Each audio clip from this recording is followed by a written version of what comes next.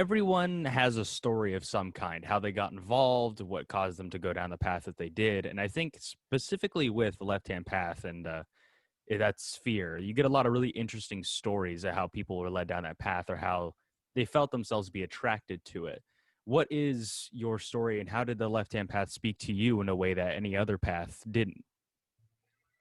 I think, well, Nicholas Schreck, who, by the way, I loved your interview with him. Yes, Um, yes.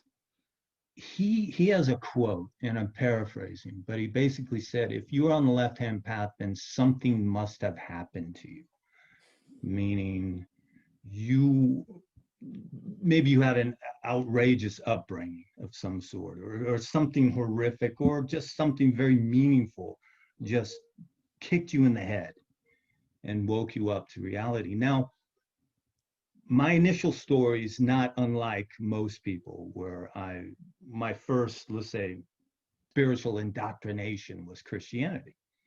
But where my story is a little different, first, I lived with my mother, who was Catholic, and the Catholic side, I don't remember that well, but I do remember the creepy iconography, the statues and the stained glass and so on.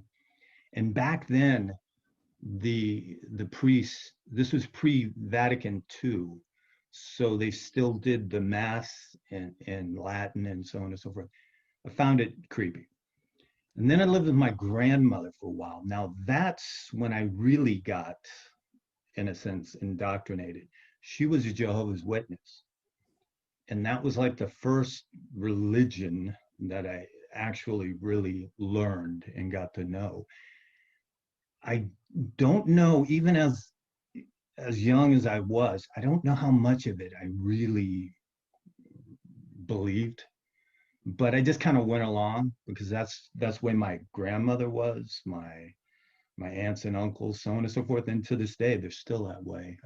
My grandmother's passed, but my aunts and uncles, I have cousins also who are Jehovah's Witnesses, people I've never met, blood relatives never met, because of their, you know, their idea of you do not, put it this way, I'm of the world, and I am of little do they know how much I am of Satan. Uh, and anybody who's not of their denomination is, like I said, of the world, of Satan. But anyway, I went through that, and then I ended up in a foster home, and they were Lutherans. So I got three different interpretations of the same thing. So as you can well guess, I became skeptical pretty early, pretty young. At first, well, I felt the need for something, like a lot of people do. So I checked out the different, back then, you still had occult bookstores. You didn't have new age bookstores, really. You had these cool, old, creepy, leather, bookstores with leather bound books, and they had that smell, and they had like I remember this one place had this shelf filled with jars of toadworts and stuff like whatever they could, spices and herbs and with outrageous names and so on and so forth.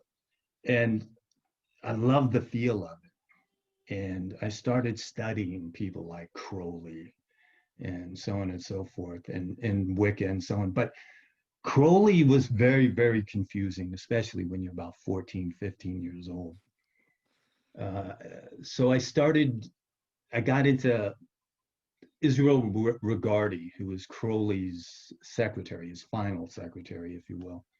And his books gave you a more, how should I say, lucid translation of what Crowley was trying to say.